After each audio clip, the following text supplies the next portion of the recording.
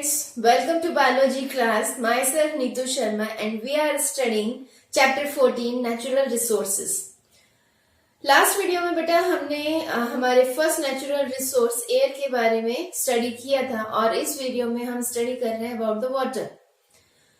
Total content of water present on earth is collectively known as hydrosphere. If we talk about the total amount of hydrosphere, then we can say that this water in the that is present in the hydrosphere is generally present as a inexhaustible resource for us. ये कभी भी खत्म होने वाला नहीं है. Water cycle एक ऐसा साइकिल है जिससे कि ये water again and again replenish हो सकता है नेचुरली, जिसके कारण हम इसे इनएग्जॉस्टिबल रिसोर्स की कैटेगरी में रख रहे हैं.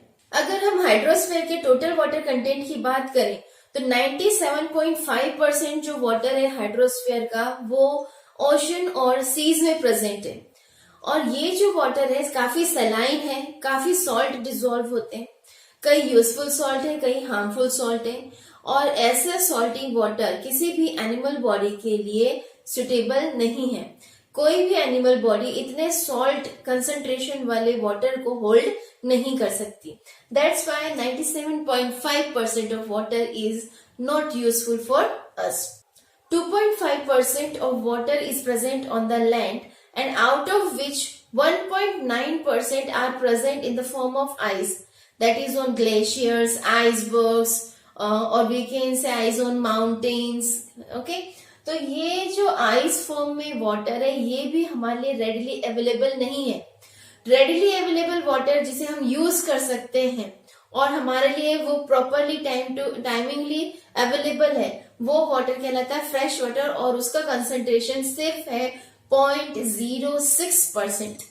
इतना कम पानी होने के कारण इसकी हमें शॉर्टेज प्रेजेंट टाइम में काफी देखने को मिल रही है, क्योंकि ये जो फ्रेश अवेलेबल वाटर है इसको ह्यूमन एक्टिविटीज के द्वारा या लापरवाही के द्वारा इसका पॉल्यूट किया जा रहा है, इसकी वेस्टेज की जा रही है, जिसके कारण आज के समय हमें फ्रेश वाटर की कमी देखने को मिल रही है. अगर हम फ्रेश वाटर का कंटेंट देखें तो उस हिसाब से हम फ्रेश वाटर को हम रिन्यूएबल रिसोर्सेस में काउंट करेंगे. Fresh water is renewable resource for us. Okay, fresh water में भी 90% जो वाटर है वो as a underground water present है, जिसमें से 10% वाटर सरफेस पे प्रेजेंट है, जिसे हम आज के टाइम में बहुत ज्यादा यूज कर रहे हैं. मेजर जो सोर्स है इस सरफेस वाटर का वो है रेनफॉल. रेनफॉल प्रेसिपिटेशन होता है either in the form of liquid rain drops और in the form of snow. क्या रोल है वाटर का हमारे अर्थ पे, हमारी लाइफ में, हमारे इन्वायरमेंट में? Let us study. वाटर एक बेस बनाता है किसी भी लिविंग ऑर्गेनिज्म का. कहा जाता है जब अर्थ पे लाइफ स्टार्ट हुई थी तो वो ओशन या वाटर में ही हुई थी. वाटर में जब ये as a cell life start हुई थी तो बेसिक कंटेंट वाटर ही था उसकी लाइफ को सपोर्ट करने का. कहने का ये मतलब है कि वाटर एक यूनिवर्सल सॉल्वेंट है जो मोस्ट ऑफ द सब्सटेंसेस को अपने अंदर डिसॉल्व कर सकता है और अलग अलग पॉसिबल रिएक्शंस अकर करवा सकता है. जितने भी एनिमल हैं या प्लांट बॉडी है उनके अंदर जो भी रिएक्शंस हो रही है उनका बेस वाटर ही माना जाता है. बिना वाटर के कोई भी बायोकेमिकल रिएक्शन पॉसिबल नहीं है. इसीलिए ये एसेंशियल है लाइफ को मेंटेन करने के लिए, साथ ही साथ बहुत ज्यादा नेसेसरी रिएक्शंस को कैरी फॉरवर्ड करने के लिए भी बहुत ज्यादा जरूरी है. सॉइल फॉर्मेशन वेदरिंग के कारण होती है, जिसमें वाटर जो है एक फिजिकल वेदरिंग एजेंट के रूप में एक मेजर रोल प्ले कर रहा है सॉइल फॉर्मेशन में. Universal solvent as I told you earlier की काफी चीजें वाटर में डिसॉल्व हो सकती हैं, इसीलिए वाटर को यूनिवर्सल सॉल्वेंट कहा जाता है. फोटोसिंथेसिस की बात करें जो प्लांट का एक मेजर रिएक्शन है और इसी रिएक्शन के कारण हम सन की लाइट को यूजेबल केमिकल एनर्जी में कन्वर्ट कर सकते हैं. ठीक है, तो यहाँ पर अगर फोटोसिंथेसिस पॉसिबल नहीं होगी तो हम अदर लिविंग ऑर्गेनिजम्स के लिए भी फूड अवेलेबल नहीं हो पाएगा। तो यहाँ पे वाटर एक नेसेसरी रॉ मटेरियल का काम कर रहा है। नॉर्मली देखा जाता है, अगर हम ज्योग्राफिकल या टोपोग्राफी बेस्ड पर हम बात करें, तो जिस एरिया में वाटर की अवेलेबिलिटी ज्यादा होती है उस एरिया के आसपास vegetation and number of individuals ज्यादा देखने को मिलते हैं। अगर कोई बस्ती अपनी बसाता है तो सबसे पहले वो वाटर ढूंढता है और वाटर के किनारे ही अपनी बस्ती बसाना पसंद करता है, ताकि आसानी से उसे वाटर वगैरह अवेलेबल हो सके। तो जितना भी वाटर कंटेंट या वाटर एरिया मेजोरिटी में रहेगा, वहां पर ही ज्यादा बायोडाइवर्सिटी या ज्यादा इंडिविजुअल्स के नंबर या डिफरेंट काइंड ऑफ स्पीसीज देखने को मिलती है। ग्राउंड वाटर क्या होता है? ग्राउंड वाटर जो हमारे जमीन के नीचे प्रेजेंट है, उस वाटर को हम ग्राउंड वाटर कहते हैं। एक्चुअली होता क्या है, जब रेनफॉल होती है तो मोस्ट ऑफ द वाटर जो है वो रन ऑफ के थ्रू बहकर वापस से रिवर से होते हुए ओशन में मिल जाता है। कुछ वाटर जो है, जो स्टैंडिंग वाटर हो जाता है, वो इवोपरेशन के कारण वाटर वेपर्स में कन्वर्ट हो जाता है। और कुछ पार्ट जो वाटर का होता है, रेनफॉल वाटर का, वो सॉइल द्वारा अब्सॉर्ब कर लिया जाता है और धीरे धीरे सॉइल पार्टिकल्स के बीच में से होता हुआ नीचे की ओर लास्ट हॉरिजॉन में पहुंच जाता है। नीचे कहा जाता है, जो आर हॉरिजॉन है हमारे सॉइल का, वहां पे रॉकी बेड्स प्रेजेंट है, उसके नीचे पर्कुलेशन पॉसिबल नहीं है। तो वहां जाके ये वाटर इकट्ठा होना शुरू होता है और एक पर्टिकुलर लेवल तक आ जाता है। इस वाटर को हम अंडरग्राउंड वाटर कहते हैं और इसके लेवल को, जो टॉपमोस्ट इसका लेवल होता है, उसे हम वाटर टेबल के नाम से जानते हैं। तो इस तरह से जो रेनफॉल का एब्जॉर्ब्ड वाटर है, जो सॉइल पार्टिकल्स के बीच में से रिसता हुआ नीचे पहुंचता है, उसे हम कह रहे हैं अंडरग्राउंड वाटर। जब सॉइल पार्टिकल्स के बीच में से ये वाटर जाता है धीरे धीरे परकोलेट होते हुए, धीरे धीरे सीप डाउन होते हुए, तो कुछ वाटर सॉइल पार्टिकल्स के बीच में ही रह जाता है due to some capillary action, और ये वाटर फिर प्लांट्स अपनी रूट्स द्वारा एब्सॉर्ब कर लेते हैं और इसी को ही प्लांट्स के लिए अवेलेबल वाटर कहा जाता है। Next topic is rain water harvesting. What do you mean by rain water harvesting?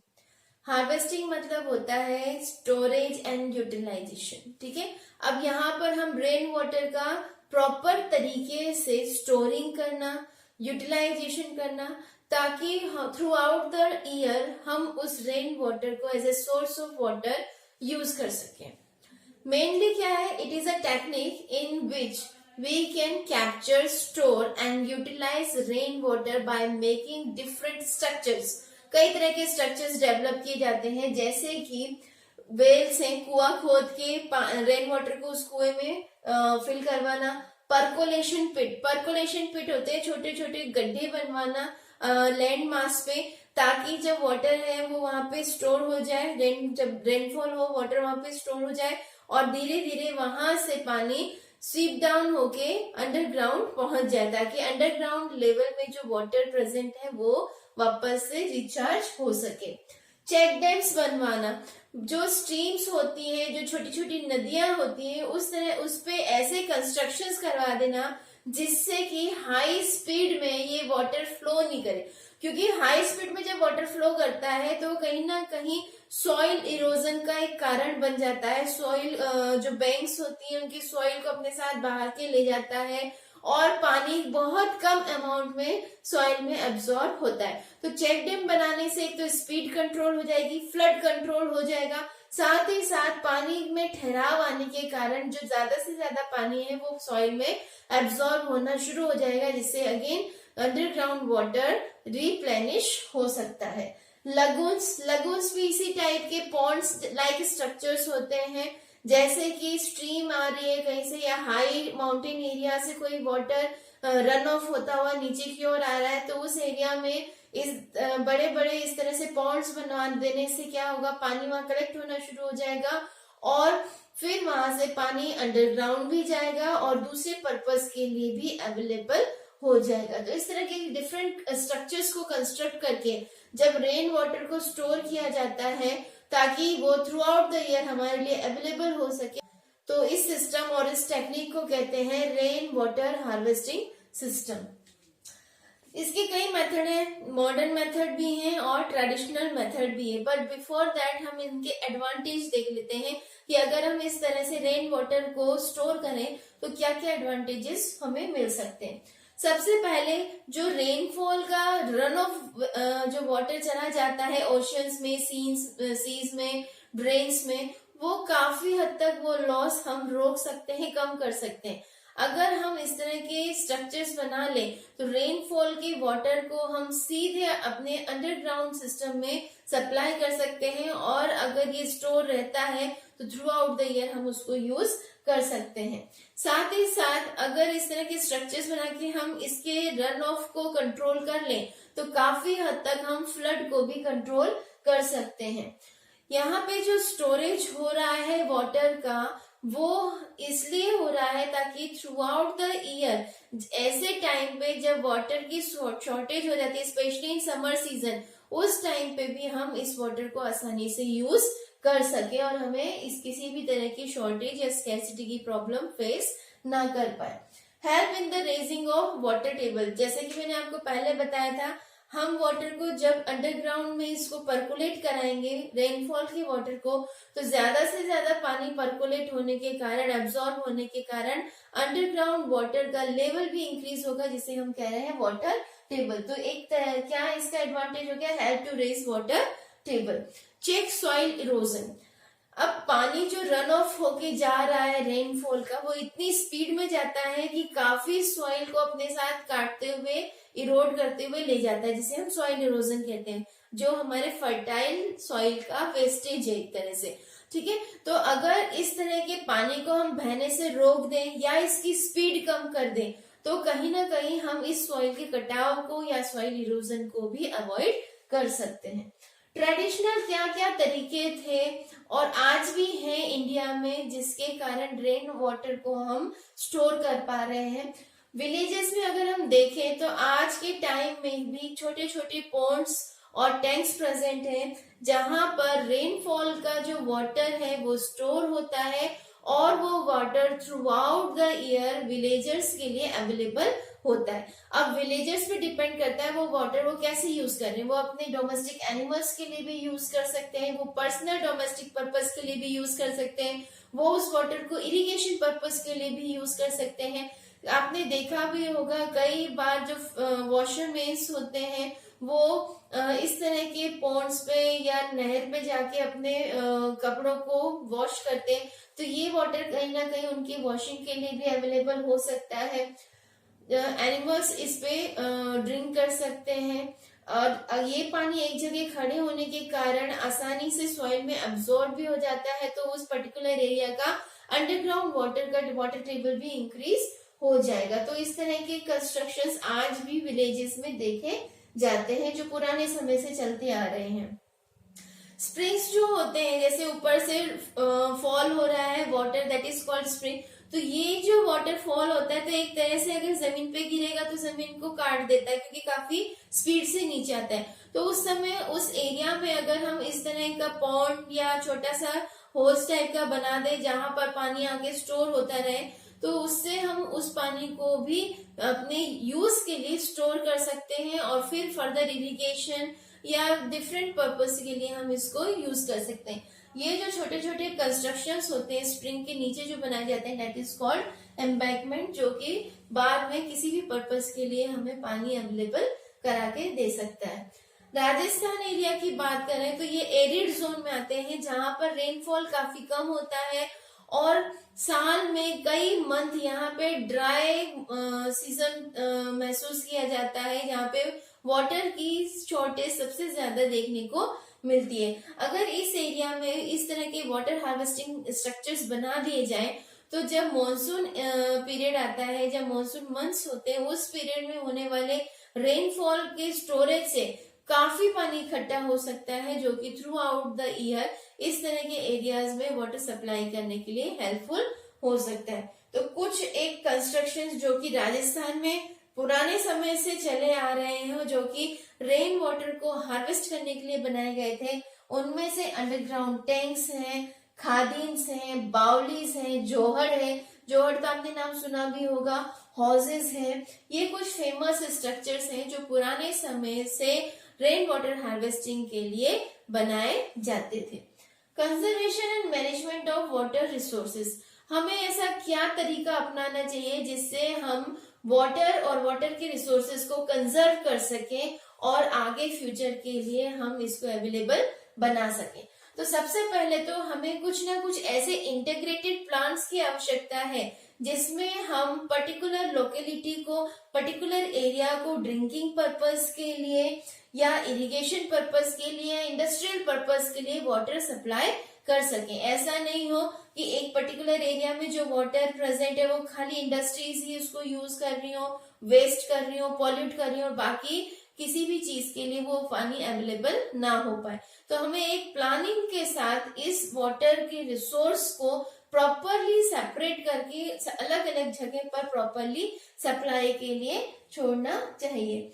Bye interlinking of Indian rivers, अब आपने देखा होगा अभी रिसेंट में भी कई जगह न्यूज में भी आया है कि कुछ एरियाज में बहुत फ्रीक्वेंटली फ्लडिंग हो जाती है, बाढ़ बहुत ज्यादा आ जाती है, जिससे वहां के काफी एरियाज में पानी खड़ा हो जाता है, बहुत प्रॉब्लम होती है। और कॉन्ट्रारी उसके जस्ट अपोजिट कुछ ऐसे पार्ट्स होते हैं जहाँ पे बिल्कुल भी रेनफॉल नहीं होता, काफी ड्राई रीजन होता है। तो अगर हम अपनी इंडियन रिवर्स को इंटरकनेक्ट कर दें तो काफी जगह जहाँ फ्लड आ रहा है वहां का सरप्लस वाटर, बहुत ज्यादा जो वाटर वहां पे आ रहा है, उस वाटर को हम डाइवर्ट करके उन एरियाज में पास कर सकते हैं जहां पर ये ड्राई एरियाज प्रेजेंट है या जहां पर वाटर की स्कैर्सिटी प्रेजेंट है। तो इस तरह से हम काफी हद तक वाटर रिसोर्स को मैनेज कर सकते हैं।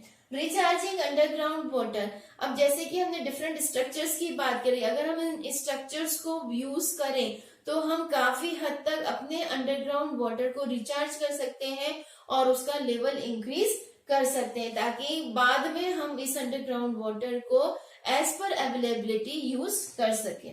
इसके अलावा different flood control methods use करना चाहिए, जैसे कि चेक डैम्स हैं, लगून्स हैं। तो इस तरह के कंस्ट्रक्शन से क्या होता है, वाटर स्ट्रीम की स्पीड रुक जाती है और अंडरग्राउंड वाटर भी रेज अप होने शुरू हो जाता है। तो कहीं ना कहीं फ्लड पे भी हम इस तरह के कंस्ट्रक्शन से चेक लगाते हैं और उस फ्लड वाले वाटर को हम यूज करवा पाते हैं।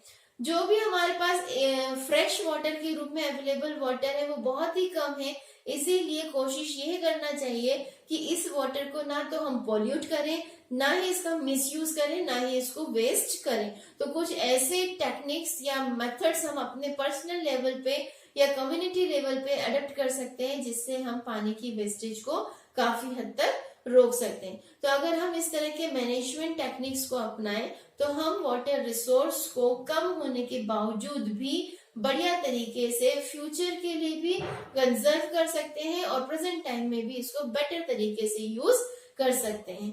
आई थिंक आपको यहाँ तक ये चीज समझ में आ गई होगी। आज का वीडियो आपको अच्छा लगे तो प्लीज इसको लाइक बटन प्रेस कीजिएगा। आज के लिए बस इतना ही, कल हम देखेंगे water pollution. Till then good bye and thank you.